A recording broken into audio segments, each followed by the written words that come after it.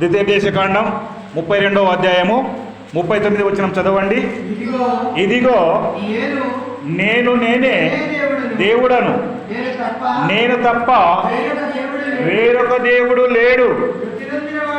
మృతి నొందించువాడను బ్రతికించువాడను నేనే, గాయపరచువాడను స్వస్థపరచువాడను నేనే, నా చేతిలో నుండి విడిపించువాడు ఎవడనూ లేడు. హల్లెలూయా. ద్వితీయోపదేశకాండం 32వ అధ్యాయము 39వ వచనం చదువుతున్నాం.